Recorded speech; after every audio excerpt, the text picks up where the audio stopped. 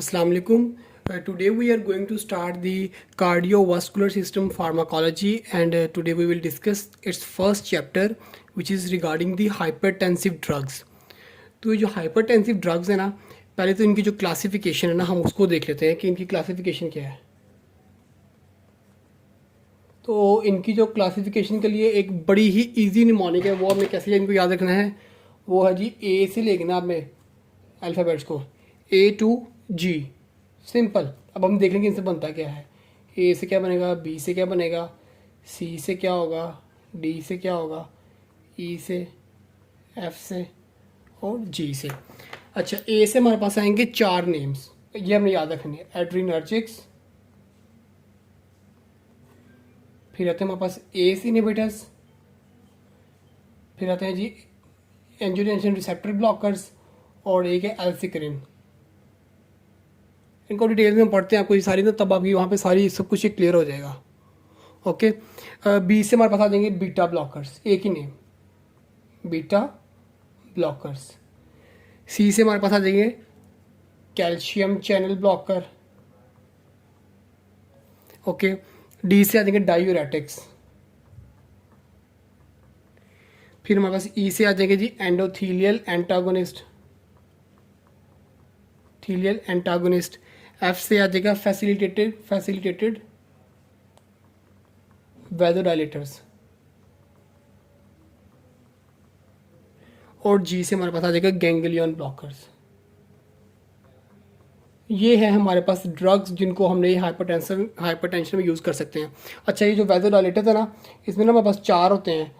Calcium channel blockers होते हैं, ठीक है, जो कैल्शियम चैनल को ब्लॉक कर रहे होंगे। उसके अलावा हमारे पास इसमें होता है जी सोडियम चैनल को रिलीज़ करवाने वाले होते हैं। फिर हमारे पास नाइट्रिक ऑक्साइड को रिलीज़ करवाने वाले होते हैं, और डोपामिन को रिलीज़ करवाने वाले होते हैं। ठीक है, तो इनको भी हम डिटेल में पढ़ लेते हैं सबको। So now we will move toward discussing these in detail. तो सबसे पहले ना हम लोग देख लेते हैं एड्रीनर्जिक्स को। ये जो था ना एड्रीनर्जिक्स। अच्छा, ये जो एड्रीनर्जिक्स है इसको हमने डिटेल में पढ़ा है इसके अंदर, एएनएस के अंदर। वहाँ पे हम इसको बहुत डिटेल में देख के आए हैं। यहाँ पे हम सिर्फ इसका एक ओवरव्यू सा लेंगे, ठीक है। यहाँ पे हमें इसकी ज़रूरत नहीं डिटेल करने की। तो इसमें अब देखो 2 होंगे एड्रीनर्जिक्स। इसमें एगोनिस्ट भी होगा जो कि इसको प्रमोट करेगा, और इसमें एक एंटागोनिस्ट भी होगा, यहाँ जो उसका कहते हैं जी एक एड्रीनर्जिक इनहिबिटर। ठीक है, तो एगोनिस्ट में हमारे पास कौन सा आ जाएगा, यहाँ पे क्लोनिडीन आ जाएगी, जो कि अल्फा 2 का एड्रीनर्जिक है। ठीक है, ये हम सब कुछ एएनएस में पढ़ेंगे डिटेल में। ठीक है, और एंटागोनिस्ट में आ जाएगा प्राजोसिन, ठीक है, जो कि अल्फा 1 ब्लॉकर है। ठीक है, एंटागोनिस्ट वही होंगे ना इसके जो ब्लॉकर्स होंगे। अच्छा, तो अब इसको भी हम लोग यूज़ करते हैं कहाँ पे यूज़ करते हैं, हाइपरटेंशन में, हाइपरटेंशन में यूज़ कर लेंगे। और इसको भी हम लोग जो है वो ब्लड प्रेशर को इंक्रीज़ करने में यूज़ करते हैं। इसका एक और यूज़ है, इसको हम ना बिनाइन प्रोस्टेटिक हाइपरप्लेजिया में भी यूज़ करते हैं। ये भी हम एएनएस में पढ़ेंगे। बाकी उसने हमें ना इसमें एक पॉइंट बताया हुआ है कि वो ये कि अगर हम इसको ये जो एगोनिस्ट दे रहे हैं ना, क्लोनिडीन दे रहे हैं, अगर इसको एकदम से सडन डिसकंटिन्यूएशन करेंगे ना, तो हमारे पास एक बहुत ही रीबाउंड हाइपरटेंशन, फिर से हाइपरटेंशन हो जाएगी, और वो बहुत सीवियर होगी। ठीक है, फिर उसका ट्रीटमेंट क्या होगा कि हम दोबारा से इसको कंटिन्यू कर दें या हम उसका इनहिबिटर दे दें। तो ये इन दोनों से हम एक करेंगे और वो फिर उसका ट्रीटमेंट होगा। तो ये एक छोटा सा पॉइंट था हमारे पास, इसमें हमने यही देख लेना। नेक्स्ट जो है वो हम लोग ना देख लेते हैं इसको, बीटा ब्लॉकर्स को, बीटा ब्लॉकर्स जो कि बीटा रिसेप्टर्स को इनहिबिट कर रहे हैं। इसको भी एएनएस में बड़ी डिटेल में हम पढ़ेंगे। यहाँ पे हमने जस्ट इनका ब्रीफ से देखना है। इनका भी वही काम है कि क्या करेंगे, they will decrease cardiac output, cardiac output को कम कर देंगे। उसके अलावा जो हमारे पास जो है वो ये रेनिन की रिलीज को भी कम करेंगे। रेनिन रिलीज मतलब कि किडनी से इसको कंट्रोल कर रहे होंगे। ठीक है, इसमें हमारे पास जो ड्रग्स आती है ना मेन बीटा ब्लॉकर्स, वो तो काफ़ी, लेकिन हमें जो है 3 याद आती है, वो है प्रोप्रेनोलॉल और एटिनोलॉल। बस यही 2 याद कर लें आप। ठीक है, बाकी इसके जो यूजेस के लिए ना निमोनिक्स है, डेट इज़ माहा, MAHA2। अब देखिए इससे ना सारे वो कार्डिक सिम्टम्स बनेंगे, लाइक हमारे पास जो मायोकार्डियल इन्फ्रैक्शन है, एरिथमियाज है, हाइपरटेंशन है, तो ऐसे ही ना इन सब से बनते हैं। मैं आपको वैसे भी वो डिटेल में फिर एक दफ़ा सारे बता देता हूँ कि क्या। ठीक है, अब देखिए हमारे पास ये पहले M से बनेगा हमारे पास मायोकार्डियल इंफ्रैक्शन और कार्डियोमेगैली। फिर आ जाएगा हमारे पास एंजाइना और अरिथमिया। फिर एज से आ जाएगा हाइपरटेंशन और हार्ट फेलियर। और देन ये लास्ट एज से आ जाएगा आउटिक एन्यूरिज्म। तो ये सारे इन सब में इसको ना यूज़ करते हैं। ये छोटी सी एक मॉर्निंग थी, हम इसको वैसे डिटेल में एएनएस में भी पढ़ लेंगे। अच्छा, नेक्स्ट जो है वो हम लोग देख लेते हैं एक डायूरेटिक्स। पहले जो शॉर्ट है ना मैं आपको वो करवा रहा हूँ, और जिनको हमने बाद में भी डिटेल में पढ़ना है। ये डायूरेटिक्स का भी इसी सीवीएस के ही एंड पे हम एक पूरा चैप्टर अलग से पढ़ेंगे, ठीक है। यहाँ पे उसने बताया हुआ है कि अगर हमें चाहिए ना माइल्ड या मॉडरेट हाइपरटेंशन के अंदर, तो हम लोग देंगे जी थायाजाइड डायूरेटिक्स। और अगर हमारे पास है सिवियर हाइपरटेंशन तो हम देंगे लूप डायूरेटिक्स। अब ये थायाजाइड क्या है, लूप क्या है, इसको हम इसी सीवीएस के लास्ट चैप्टर में बड़ी डिटेल में डायूरेटिक्स को पढ़ लेंगे।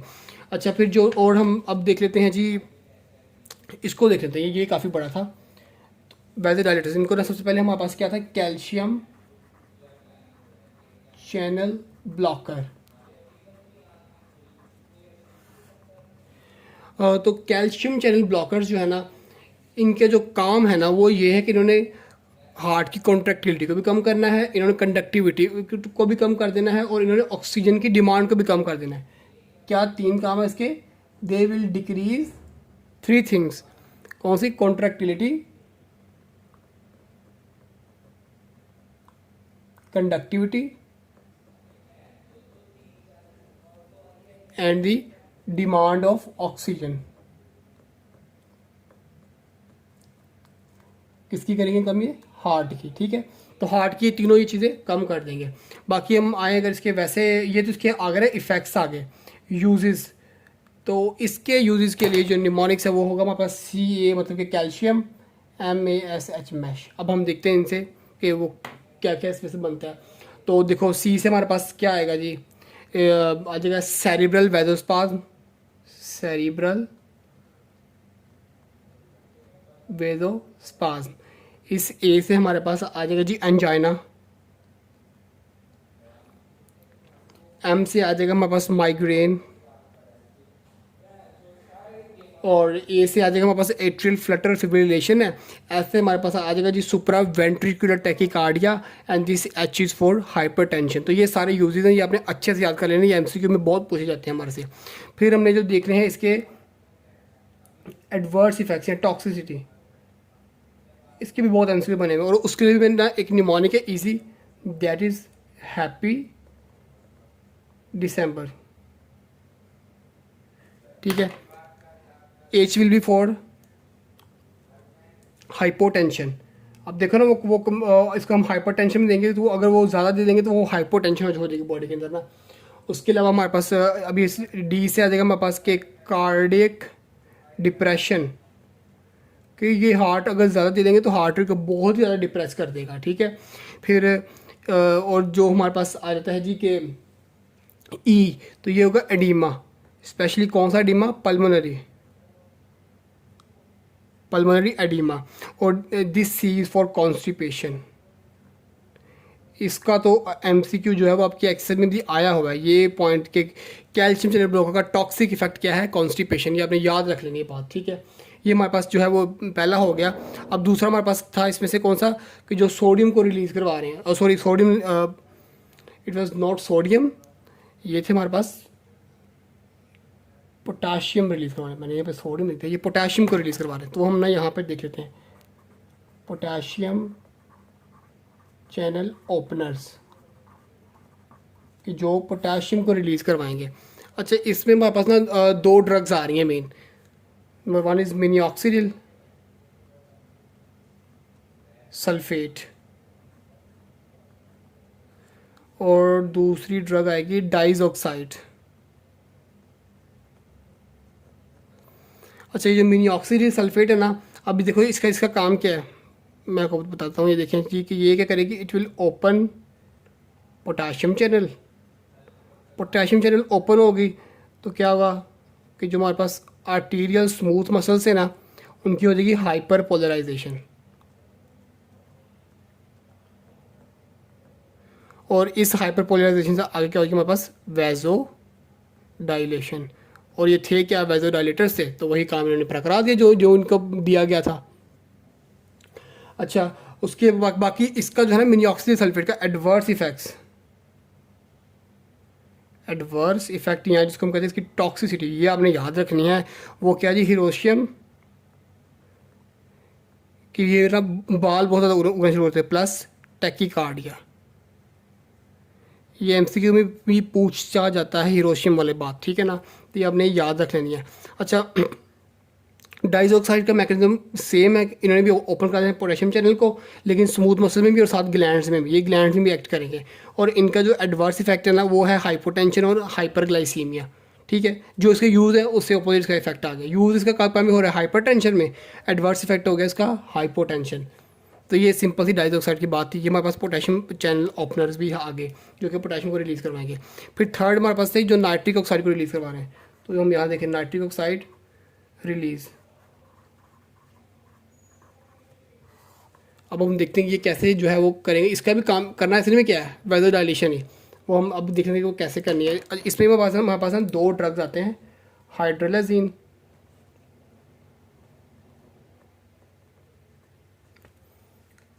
और नाइट्रोप्रोसाइड।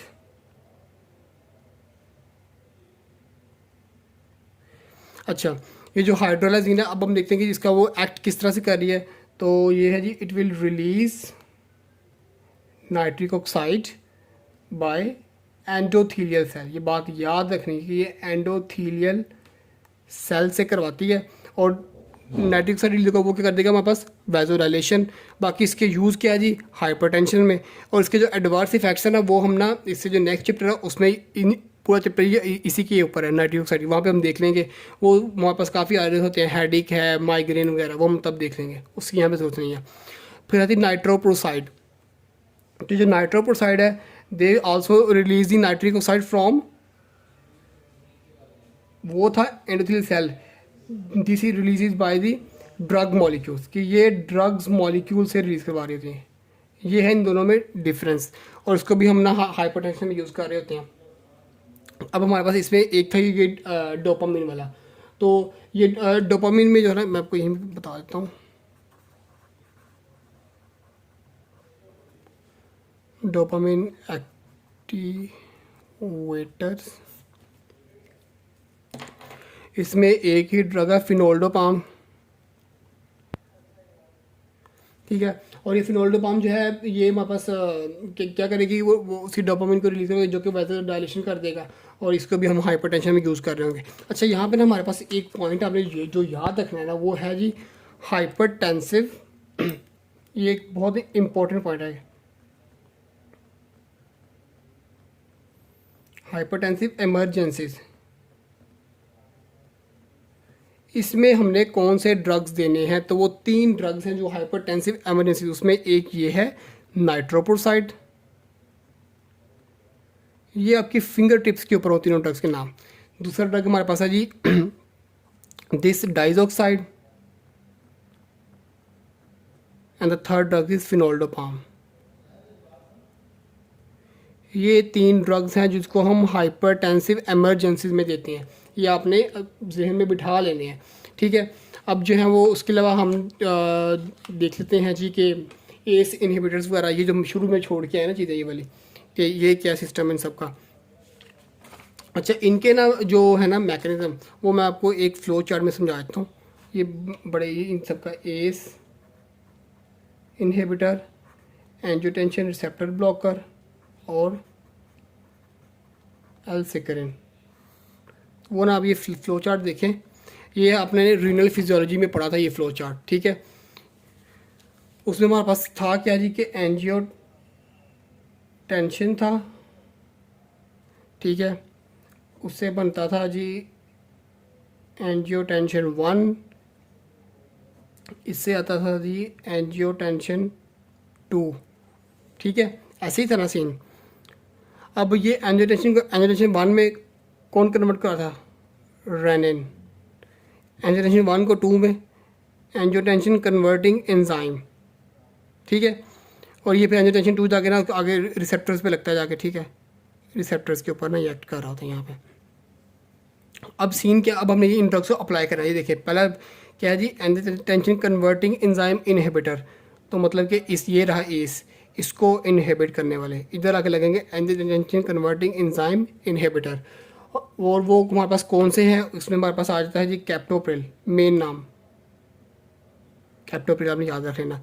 फिर है एंजियोटेंसिन रिसेप्टर ब्लॉकर्स, तो एंजियोटेंसिन, अब देखो ये रहा रिसेप्टर्स, तो इसको इस पॉइंट पे आके इनहिबिट करेंगे। तो कौन करेंगे, वहाँ पे हमारे पास आके लगेंगे एंजियोटेंसिन रिसेप्टर ब्लॉकर्स, जिसमें हमारे पास आ जाता है जी लोसार्टन वगैरह, लोसार्टन है,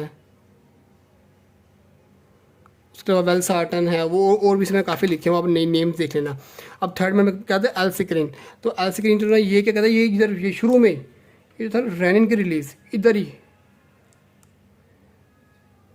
इसको ही इनहिबिट करता ताकि इसे चले ही ना, एंजियोटेंसिन बने ही ना, रिसेप्टर्स एक्टिवेट हो ही ना, और वो पूरा जो है वो हम कम हाइपरटेंशन में दे दें, ताकि वो बॉडी से वाटर का लॉस कराएगा, वाटर रिलीव होने नहीं देगा, तो खुद ब खुद वो वॉल्यूम कम होगा, तो हाइपरटेंशन का भी ट्रीटमेंट हो जाएगा।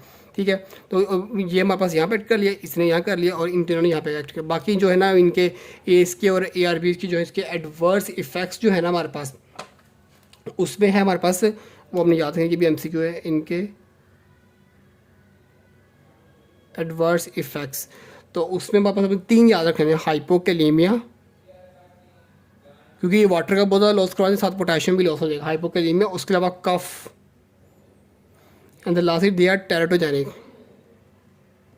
ये पॉइंट्स, ये तीनों पॉइंट्स बहुत ही इंपॉर्टेंट है, ये इनके एज के और ARB के एडवर्स इफेक्ट्स हैं, और ये अपने अच्छे से इनको याद रखेंगे। बाकी मैंने आपको इनकी साइड भी बता दी कि ये किस किस तरह से वो एक्ट कर रहे थे।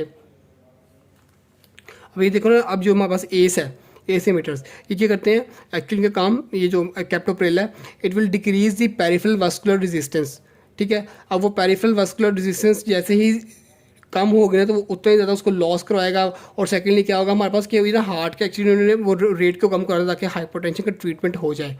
ठीक है, तो और ये इसे जाके उन्होंने रिसेप्टर्स को बंद कर दिया ताकि ना रिसेप्टर्स हों, और पीछे से जो हमारी सिग्नल आई जा रहा है, रनिंग बन रहा है, एंजियोटेंसिन कन्वर्ट हो रहा है, लेकिन आगे कोई काम नहीं चल रहा, उसने इसको एंड तक यहीं पे बंद करा दिया। अच्छा, एक हमारे पास चीज़ जो मैं आप लोगों ने याद रखनी है, वो मैं आपको यहाँ बताता हूँ जी, कि जो anti hypertensive drugs which are contraindicated in pregnancy,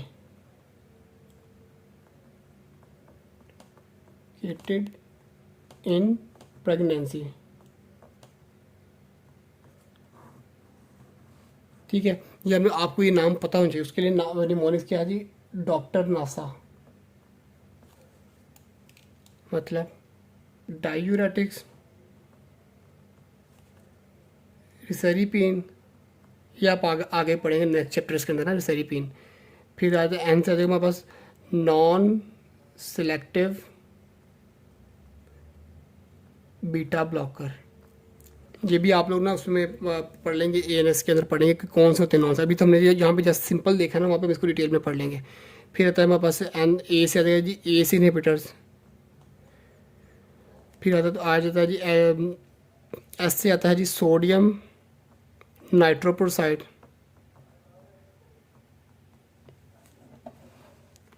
और लास्टली हमारे पास आ जाता है जी के एंजियोटेंसिन रिसेप्टर ब्लॉकर्स। तो ये हैं which are contraindicated in pregnancy.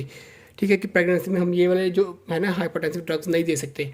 So this was all about the anti hypertensive drugs. अच्छा, इसमें जो एक बात थी वो ये थी कि ये ना जो चीज़ें हमने पढ़ी है ना यहाँ पे बहुत इनको कम पढ़ा है, इनको नेक्स्ट चैप्टर्स में इन्हीं को एक्सप्लेनेशन इनकी वहाँ पे हम इनको ना बड़ा एक्सप्लेन करके देखेंगे। अगर आपको अभी समझ नहीं आ रही तो परेशानी होना, आपने एंड पे ये आपका सब कुछ क्लियर हो जाएगा। ये जो हमने थोड़ा सा पढ़ा है इनके ऊपर पूरे चैप्टर्स हैं आगे, वहाँ पे हम इनको डिटेल में पढ़ लेंगे। अभी भी किसी पॉइंट में आप लोगों को नहीं समझ आई तो आप लोग जो है वो कमेंट्स में पूछ सकते हैं। Thanks for watching.